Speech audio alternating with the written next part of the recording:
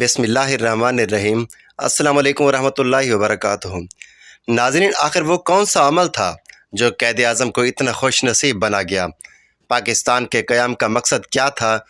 دور اندیشی، ذہانت، حاضر جوابی اور وقار، یہ وہ چیزیں ہیں جس شخص میں ہوں اسے دنیا کی کوئی طاقت آگے بڑھنے میں نہیں روک سکتی۔ یہ چیزیں ذہن میں آتے ہی اگر ہم پاکستان کی تاریخ پر نظر دوڑائیں تو ہمیں صرف ایک ہی شخصیت ایسی نظر آتی ہے، اور وہ ہے قائد اعظم محمد علی جناح۔ قائد اعظم محمد علی جناح کو بہت سارے لوگ ایک مذہبی بیزار اور لبرل شخص کے طور پر جانتے ہیں، جبکہ قائد اعظم اس قدر نہیں تھے، ورنہ انہیں رسول پاک صلی اللہ علیہ وآلہ وسلم کا دیدار نصیب نہ ہوتا۔ یہ بات سچ ہے، اور آج ہم آپ کو بتائیں گے کہ نبی کریم صلی اللہ علیہ وآلہ وسلم نے قائد اعظم محمد علی جناح کو اپنا دیدار کیوں کروایا اور ان کے ذمہ کیا کام لگایا تھا۔ قائد اعظم محمد علی جناح ایک دور اندیش اور سنجیدہ انسان تھے، اور اس کے ساتھ ساتھ وہ ایک بہت بڑے عاشق رسول بھی تھے، لیکن انہوں نے کبھی اس چیز کا ڈھنڈورا نہیں پیٹا اور ہمیشہ اس چیز کو راز میں ہی رکھا۔ یہ رازداری ثابت کرتی ہے کہ قائد اعظم کس قدر عظیم انسان تھے اور انہیں اپنی ذمہ داری کا کس قدر احساس تھا۔ اگر وہ اس بات کو عیاں کر دیتے تو پاکستان میں بسنے والی غیر مسلم اقلیتیں ایک انجانے خوف کا شکار ہو جاتیں، جبکہ ایک حکمران جو مسلمان ہو اس پہ اپنی تمام رعایا کی برابر ذمہ داری عائد ہوتی ہے، چاہے وہ کوئی مسلمان ہو یا غیر مسلم۔ اور یہی وجہ ہے کہ قائد اعظم نے اپنے دور میں اس کے ہمیشہ برابری اور مساوی حقوق کی بات کی، اور اپنی ہر تقریر میں برابری اور مساوات کی مثال دیتے ہوئے ہمیشہ دین اسلام کا نام ہی لیا۔ وہ کون سی ذمہ داری تھی جو آقا نامدار سرور کائنات رسول اکرم صلی اللہ علیہ وآلہ وسلم نے اس سوٹڈ بوٹڈ کلین شیو اور مغربی لباس پہننے والے آدمی کے ذمہ لگائی، اور وہ کون سا عمل تھا جس کی وجہ سے قائد اعظم کو یہ سعادت نصیب ہوئی؟ تو پیارے دوستو، آج ہم آپ کو اس بارے میں پوری تفصیل سے آگاہ کریں گے۔ قائد اعظم کے بارے میں چھپی پوشیدہ باتیں جاننے کے لیے اس قیمتی اور معلوماتی ویڈیو کو شروع سے لے کر آخر تک ضرور دیکھیے گا، اور اپنے دوستوں کے ساتھ بھی ضرور شیئر کیجیے گا۔ تو ناظرین، قائد اعظم کا کاٹیا واڑ گجرات کے ایک چھوٹے سے علاقے میں پیدا ہوئے۔ ان کی فیملی ہسٹری کے بارے میں ہم سب ہی جانتے ہیں۔ قائد اعظم شروع سے ہی ایک بڑے محنتی انسان تھے اور فضول چیزوں اور فضول کھیل تماشوں سے دور رہتے تھے۔ ان کے والد کی بڑی خواہش تھی کہ میرا بیٹا پڑھ لکھ کر بڑا نام کمائے، لیکن انہیں نہیں معلوم تھا کہ اللہ نے ان کے بیٹے کے نصیب میں ایک بہت بڑی سعادت لے کر رکھی ہے۔ قائد اعظم شروع سے ہی اپنے مذہبی معاملات کو پوشیدہ رکھنے کے عادی تھے اور اپنی عبادات بھی تنہائی میں کیا کرتے تھے۔ قائد اعظم کو قریب سے جاننے والے بہت سارے لوگ اس بات کی گواہی دیتے ہیں کہ قائد اعظم درود شریف بہت کثرت سے پڑھا کرتے تھے۔ قائد اعظم نے گریجویشن کے بعد جب لندن میں قیام کیا اور وہاں پہ قانونی ڈگری لینے کے لیے اداروں کا جائزہ لینا شروع کیا تو ان کی ایک ادا اللہ رب العزت کو بے حد پسند آئی۔ قائد اعظم جب مختلف اداروں کا جائزہ لیتے ہوئے مختلف یونیورسٹیوں میں پہنچے تو انہوں نے گیٹ پہ دنیا کے 100 عظیم ترین قانون دانوں کے نام لکھے ہوئے دیکھے۔ انہوں نے دیکھا کہ سب سے پہلا نام سب سے بہترین انسان اور اللہ کے پیارے محبوب حضرت محمد صلی اللہ علیہ وآلہ وسلم کا تھا، کیونکہ نبی کریم صلی اللہ علیہ وآلہ وسلم نے اس دور میں مساوات اور برابری کی بات کی جب دنیا میں اس نام کی کوئی چیز نہیں پائی جاتی تھی۔ یہی وجہ ہے کہ غیر مسلم بھی نبی کریم صلی اللہ علیہ وآلہ وسلم کی عظمت کا اعتراف کرنے پر مجبور ہو گئے ہیں، اور انہوں نے دنیا کے بہترین قانون دانوں میں سب سے پہلا نام نبی کریم صلی اللہ علیہ وآلہ وسلم کو دیا۔ لنکران کوئی بہت بڑا مشہور ادارہ نہیں تھا، اس کے باوجود میں اس لیے کہ انہوں نے نبی کریم صلی اللہ علیہ وآلہ وسلم کو قانون دانوں کی فہرست میں پہلے نمبر پر رکھا ہے۔ قائد اعظم نے اپنی تمام تحقیق ملتوی کر دی اور فوراً اسی ادارے میں داخلہ لے لیا۔ یہ ادا اللہ رب العزت کو بہت پسند آ گئی، اور جب قائد اعظم اپنی ڈگری مکمل کرنے کے بعد ایک بیرسٹر بن گئے تو اس وقت قائد اعظم پریشان تھے کہ اب میں اپنے ملک جا کر کیا کام کروں، کیونکہ وہ مسلمانوں کو مستقبل میں انگریزوں اور ہندوؤں کے غلامی سے بھی محفوظ رکھنا چاہتے تھے۔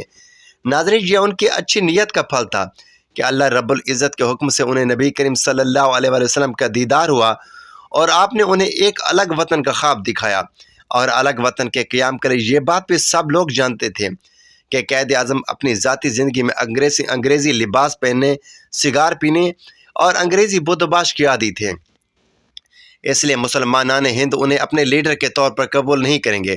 تاریخی کتابوں سے بھی ہمیں معلوم ہوتا ہے کہ نبی کریم صلی اللہ علیہ وسلم نے برصغیر میں مولانا اشرف علی تھانوی اور مولانا شبیر احمد عثمانی کو بھی اپنے دیدار سے سرفراز کیا اور انہیں قائد اعظم کے اس معاملے میں مدد کرنے کا حکم دیا تاکہ دینی شخصیات قائد اعظم کی پشت پر کھڑی ہو سکیں۔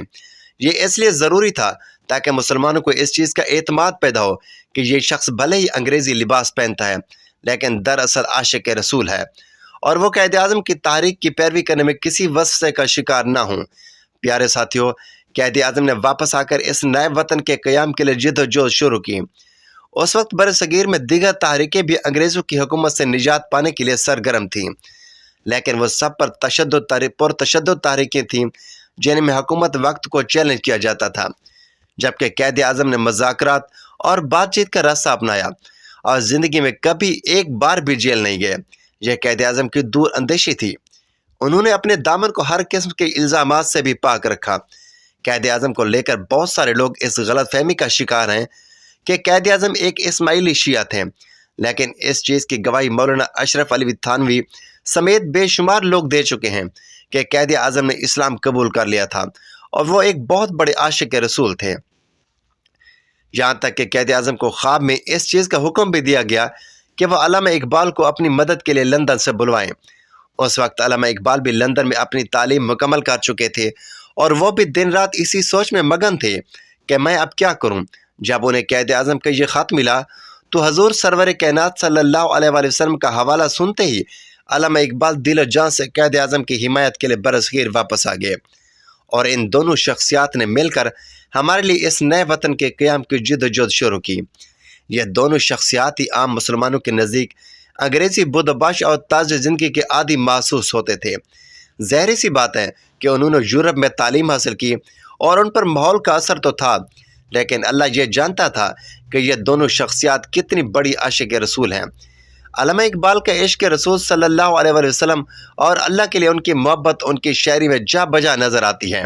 ان تمام چیزوں کا اعلان یا اعتراف تاریخ پاکستان کے دوران بلکہ اپنی زندگی میں بھی ان دونوں شخصیات نے نہیں کیا تاکہ یہ نمود و نمائش اور تکبر کی بیماری سے دور رہ سکیں۔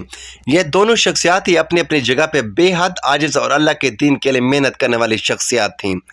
یہی وجہ ہے کہ اللہ رب العزت کی حمایت اور نصرت ان کے ساتھ ساتھ رہی ہے اور وہ اس بڑے امتحان میں کامیاب ہو گئے۔ ناظرین، علامہ محمد اقبال تو 1938 میں وفات پا گئے، جبکہ قائد اعظم ان کے 10 سال بعد 1948 میں اللہ رب العزت کے حضور چلے گئے۔